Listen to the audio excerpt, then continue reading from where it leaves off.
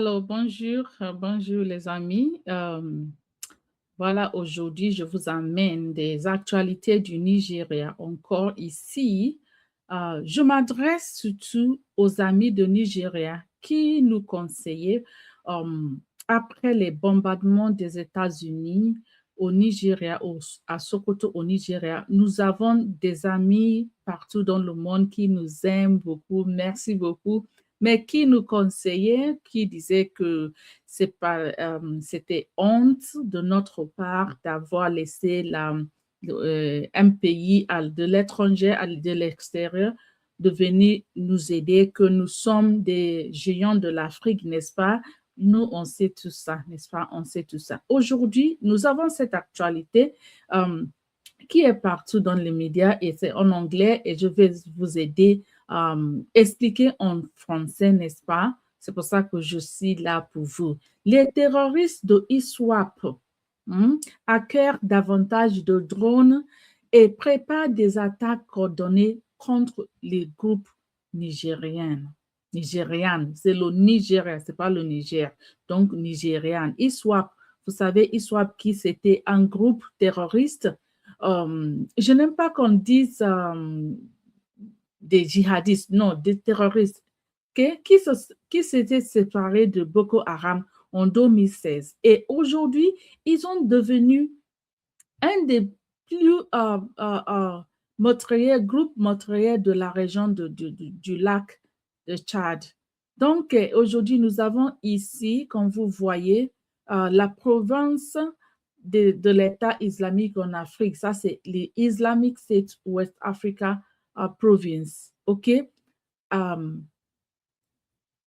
considérablement renforcé ses capacités en matière de drones et finale de plans visant à lancer des attaques aériennes coordonnées contre des positions de l'armée nigériane dans certaines zones de Yobe et Borno, l'État de Yobe et de Borno. D'après, comme vous avez ici, c'est une évaluation sécuritaire coordonnée par Premium Times qui indique que ces terroristes envisagent de déployer des véhicules aériens des véhicules aériens sans pilote, that's unmanned aerial vehicles. Can you imagine? Et d'équipes de patrouille opérant dans des zones clés de conflit à travers ces deux États. Les deux États sont l'État de Yobe et de Borno State. Selon les ressources proches du dossier, n'est-ce pas, ici, selon les ressources du dossier, des proches du dossier, les commandants de ISWAP ont achevé les préparatifs des attaques qui devraient impliquer l'utilisation simultanée de plusieurs drones contre des cibles soigneusement sélectionnées. Qu'est-ce que ça veut dire? Que ces hommes ont finalisé. Mesdames et messieurs, cette publication n'est pas de rumeur, n'est pas soi-disant, c'est confirmé pour Premium Times, pour publier ça, c'est-à-dire que c'est vraiment confirmé. D'accord? Selon des sources proches du dossier, les sources ont relevé que des combattants fidèles au groupe opèrent dans la zone du Triangle Kembuta, Triangle, ok, et de Sambisa Forest, ça c'est dans de forêt de Sambisa, ont reçu un nouveau, récemment reçu un nouveau lot d'environ 35 drones qui auraient été acheminés via le corridor du Lake Tchad, ok, de Tchad, Lake Tchad en anglais, une route logistique notaire utilisée par les insurgés opérant autour des frontières du nord-est du Nigeria. Vous voyez pourquoi il y a certaines choses qui se passent récemment au niveau de la politique internationale que les gens ne comprennent pas. Comme Monsieur le Président américain a lancé l'attaque sur le sol du Nigeria, les gens disaient que pourquoi? C'est parce qu'il s'intéresse à la zone de Sahel, il s'intéresse au Tchad et tout ça. Vous voyez maintenant que ces pays-là, ces pays sont des pays que ces gens se réunissent pour organiser des attaques. C'est à travers ces pays qu'il amène des équipements, qui utilisent tout cela. Vous voyez que c'est à travers ces pays. Alors, si M. Trump s'intéresse à ces pays, c'est parce qu'il y a des choses, OK? Il y a vraiment des menaces sécuritaires qui viennent de ces pays. Parce qu'il peut pas utiliser des pays comme Cameroun, comme la République du Bénin. Non, non, non, il ne peut pas utiliser ce pays-là. Je parle de pays de voisinage du Nigeria. Il ne peut pas utiliser ce pays-là. Ici, nous avons des responsables de la sécurité ont indiqué que les UAVs ont indiqué que les UAV acquis ont déjà effectué des vols d'essai et ont été jugés pleinement. Ce qui suscite de vives inquiétudes. Ça, c'est vraiment, vraiment, ils ont acheté, ils ont même testé. C'est ce que cette phrase ici nous dit, que ces gens ont déjà acquis, ont déjà même acheté et testé, et ils sont prêts. Ils sont prêts, d'accord?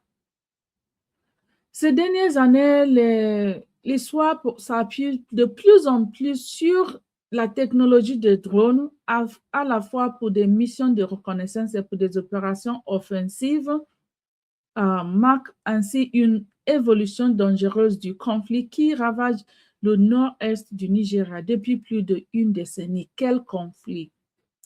Vous voyez, quand des gens parlent de conflits qui ravagent le Nigeria, quel conflit! On est là, les gens sont là, dans un état laïque, on dit, alors que ces groupes de terroristes ont leur motif, ils ont leur projet qui est de faire le pays un pays musulman. C'est juste ça. Quand il y a eu des conflits, c'est quel conflit? Quel conflit? Vous voyez? Vous voyez? Non, maintenant, je ne veux pas continuer à lire des mots mot à mot, bien traduit mot à mot, tout cela, mais je voulais juste vous montrer, vous tenir au courant de ce qui se passe au Nigeria maintenant. Ça, c'est une alarme, n'est-ce pas? Ça, c'est une alarme pour le gouvernement du Nigeria de se réveiller. Maintenant, excusez-moi, maintenant, on a tout ça. Qu'est-ce qui va se passer maintenant au Nigeria? Avant que ces gens réussissent avec leur plan, qu'est-ce qui va se passer? Ce qui se profile aujourd'hui dans le nord-est du Nigeria n'est pas une simple alerte sécuritaire de plus. Non, pas du tout. C'est un signal rouge, clair et urgent. Les gouvernements nigériens doivent réagir dans une manière urgente. On nous a dit de l'autre fois qu'ils ont déclaré l'état d'urgence au Nigeria, mais nous, on ne voit rien. Vous imaginez ces gens, ils ont le courage, n'est-ce pas? Ils ont le courage de même, en fait. Alors, qu'est-ce que je suis là? Pourquoi je suis là? Pourquoi je fais cette vidéo? C'est pour lancer l'appel. Je lance l'appel à travers cette vidéo. Si les capacités internes actuelles sont insuffisantes pour neutraliser efficacement cette menace aérienne, alors le gouvernement nigérien doit faire preuve de pragmatisme et d'humilité stratégique. Demander de l'aide. Demander de l'aide n'est pas un aveu de faiblesse, pas du tout. Au contraire, c'est un acte de responsabilité. Si pour moi, les États-Unis disposent d'une expertise avancée en matière de lutte anti-drogue, pourquoi pas lancer l'appel? Pourquoi pas demander de l'aide? Pourquoi pas se présenter pour une coopération renforcée? Vous voyez, on ne va pas attendre. Moi, je ne veux pas qu'on attende jusqu'à ce que les gens meurent avant que le gouvernement réagisse. Non.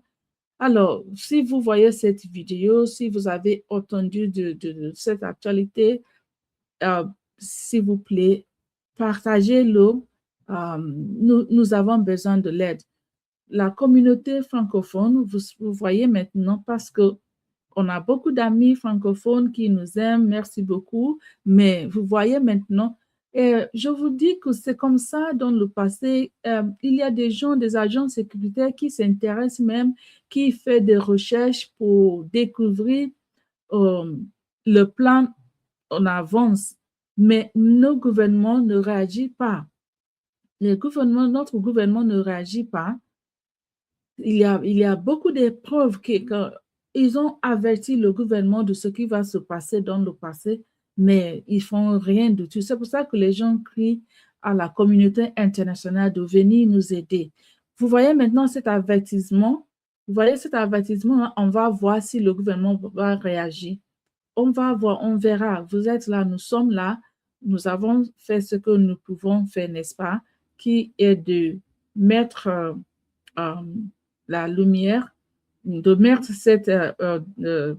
cette information euh, sur le public, OK, et voir comment ça va aller si loin pour, pour les gens qui importent, les gens qui sont très importants, les gens qui peuvent faire des choses. Nous, on est là, on est juste des citoyens, n'est-ce pas? Mais voilà, c'est pour ça qu'on aussi on dit qu'on veut que les États-Unis viennent au Nigeria nous aider à sécuriser le pays. Ce n'est pas parce que on ne connaît pas, il y a des avantages, n'est-ce pas, qui va venir avec ça. Mais pour le moment, je crois que c'est plus important de sécuriser la vie des citoyens au lieu de la souveraineté. Oui, ça c'est à mon avis. Qu'est-ce que vous pensez? Qu'en pensez-vous de ça? Laissez vos opinions dans la section des commentaires et merci beaucoup de de vous abonner à cette chaîne. Aussi, on est là pour causer en français. Quand on fait maintenant, vous pouvez nous rejoindre en direct quand je verrai dans une heure, n'est-ce pas? Oui, je serai en direct dans une heure. Alors, je vous dis à plus tard, à très bientôt. Merci beaucoup et au revoir.